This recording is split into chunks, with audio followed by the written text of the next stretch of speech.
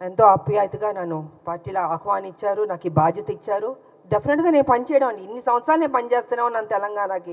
ఇది ఒక బాధ్యత, ఇది ఒక నాకు ఉద్యోగం అనుకుంటున్నానండి, వేరే ఇంక నేనేం అనుకోవట్లేదు. ఈ ఉద్యోగానికి ప్రతిపక్షాలను నోర్లు ముయించాలి, వాళ్ళు చేసిన తప్పుల్ని ప్రజలకు తెలియజేయాలి, ఏ రకంగా లూటీ చేశారో అది బట్టబయలు చేయాలన్నదే నేను కోరుకుంటున్నాను. అంతకంటే నా మైండ్లో ఏమీ లేదు, అసలు నా మైండ్లో ఏ ఆలోచన లేదు, అసలు ఇది కూడా ఆలోచన లేదు. అన్నీ ఒక్కొక్క బ్రేకింగ్ న్యూస్లు వస్తుంటే నేనే చూస్తూ ఉన్నాను, మీతో పాటు నేను చూస్తున్నాను. నేను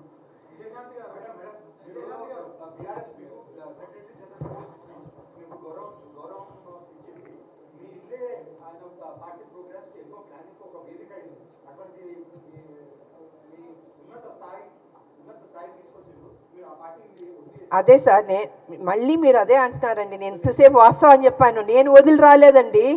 కాంగ్రెస్ తెలంగాణ ఇస్తున్నామని చెప్పగానే అదే రోజు రాత్రి 12ంటికి నన్ను సస్పెండ్ చేశాడు, కారణమే లేదు. ఆయన అడగండి ఎందుకు చేశారు మీరు. రాములమ్మని కష్టపడింది కదా, బై ఎలక్షన్స్ కష్టపడింది, కొట్లాడింది, నీ పార్టీ డౌన్ అయిపోతుంటే మరి 2009 ముందు తీసుకుని చేర్చుకున్నావు కదా రాములమ్మని. నా సొంత పార్టీ ఉంది అప్పటికి.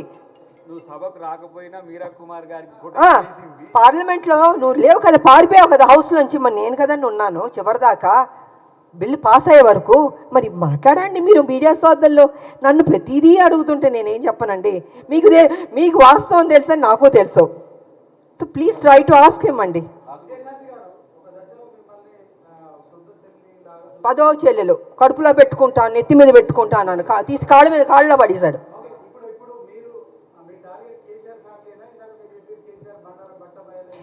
అవునండి, ఇప్పుడు కాదు సార్ నేను అంటుంది, కేసీఆర్కి బాధ్యత లేదండి.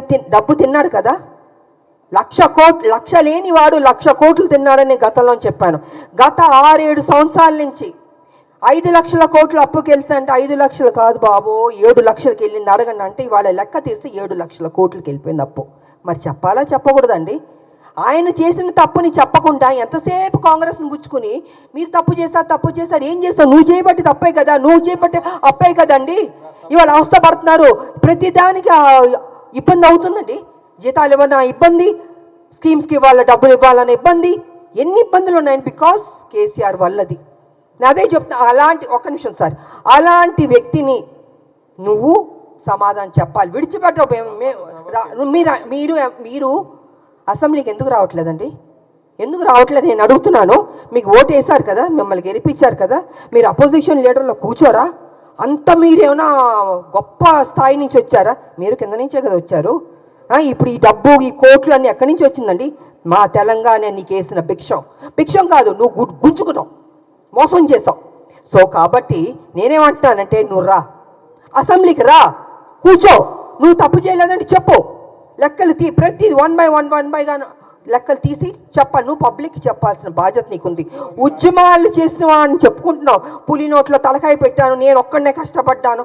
నువ్వు ఒక్కడే కష్టపడలే, అందరు కష్టపడబట్టే తెలంగాణ వచ్చింది. నువ్వు అందరినీ వాడుకున్నావు, అందరితో పని చేయించుకున్నావు, నువ్వు మహారాజులా ఎంజాయ్ చేస్తున్నావు.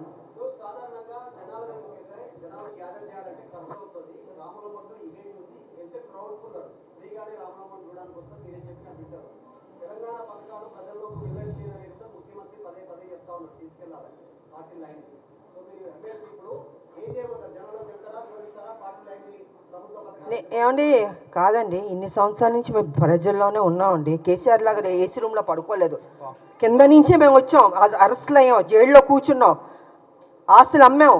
ఆయనలాగా డబ్బు తిన్నింది కాదండి మేము. మా డబ్బు మేము కష్టపడి సంపాదించిన డబ్బు పెట్టామండి. ఎందుకు నా ప్రజలు అనుకున్నాను. నేను ప్రజల్ని ప్రేమించాను, కానీ కేసీఆర్ ఎప్పుడు ప్రజల్ని ప్రేమించలేదు. ప్రజల దగ్గర దోచుకుందాం, ఉద్యమం పేరు చెప్పి అనేది చేసుకున్నాడు. అదే జరిగింది. ఇవాళ నేను రాను, అయ్యో మా నాన్న రాడు అసెంబ్లీకి, ఎందుకు రాడంటున్నా నేను రా అంటే భయమా?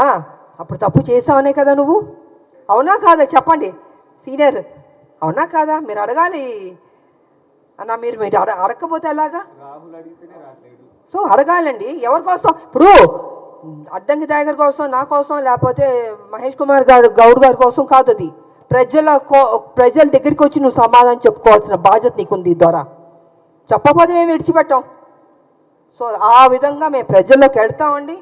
మాకెందుకు భయం అండి? మేము తప్పు చేస్తే భయపడాలి? వెళ్తాం డెఫినెట్గా. మా పార్టీ ఏం చేస్తుందో ఏం చేయబోతుందో కూడా చెప్తాను. Anyway thank you. మీ అందరికీ హోలీ శుభాకాంక్షలు. Thank you.